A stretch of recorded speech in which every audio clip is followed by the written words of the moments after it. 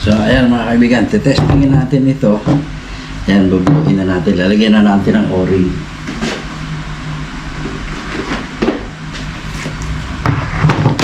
Ito ay para sa kaibigan natin sa Mindanao.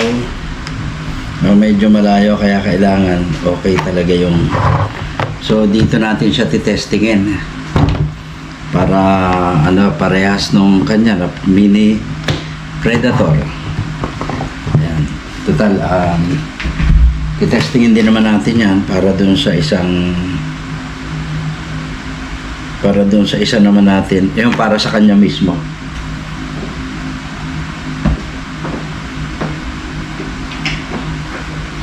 So, naghahanap lang tayo ng O-ring. Ayan na. Kailangan ng O-ring para dito. Ito kasi kailangan may O-ring talaga siya. Yung maayos yung O-ring niya para dito. Kasi ito yung magsisil, hindi yung bukana. So parang kulang to.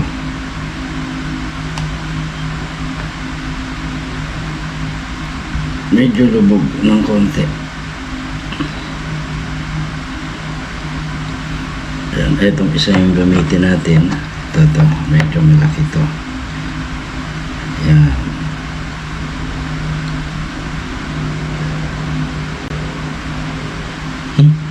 No, wala pa. Nag-iisa na lang to. Ayan. So, ayan, tama-tama. Nakausli na ko. Dito, ayan, meron na siyang, para doon sa spring. So, ko kasi maipadala ito ngayon. Ayan, ramdam na kumagat na yung spring. So, okay na siya. So, hanggang dito lang siya. Ayan. Ang magsisil naman dito ay nasa loob. Kaya okay na. So, ito naman. Ang magsisil na nito, ito dito sa labas. Kaya masyado malaki ito. Dito na tayo kukuha ng O-ring niya. Masyado rin malalaki. Ayan, ito kaya. Hindi kaya maluwag. So, parang sakto lang pero ang ganda ng piece.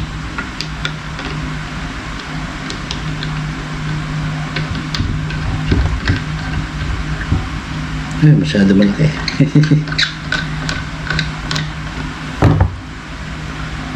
Tayo kasi kung gumawa ngayon is maninipis yung O-ring hanggat maaari para konti.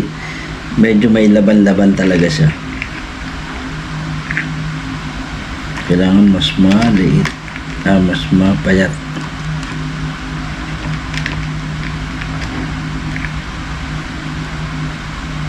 Ito mas mapayat na to eh. Try natin to ha. Taba pa rin siya.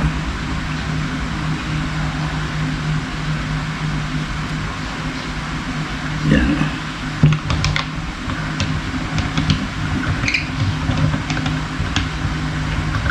Power play nun to ha. Yan.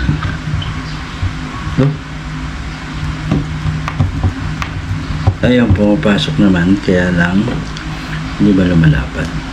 Parang lumalapad So wag to. Dapat mas malipis. Ano pa tayo?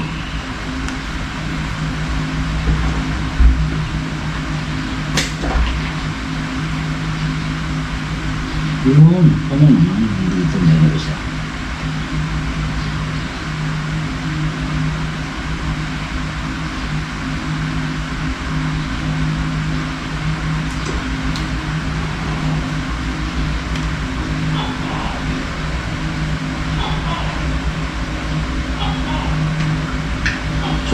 Gusto.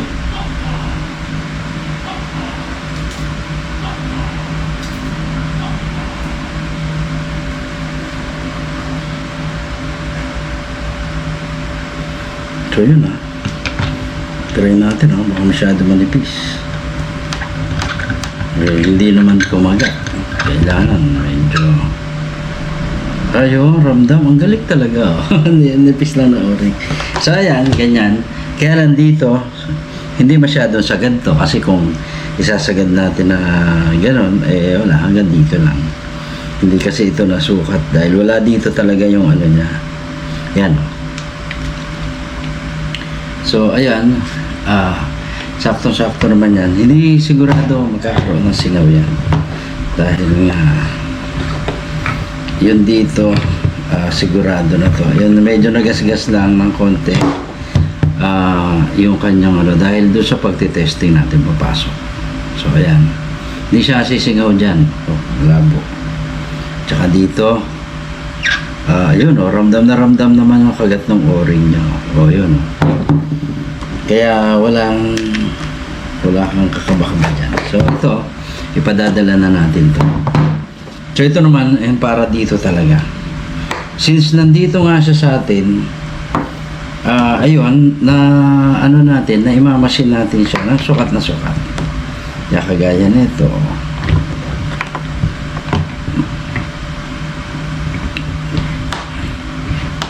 Sabagay, yan din naman, nandito siya. Kaya ano nga, ito. So, ayan, di ba? Sakto siyang lapat. Ganun. Pero meron din siyang prasong play lang. Yan. Tapos ito yung kanyang power planning.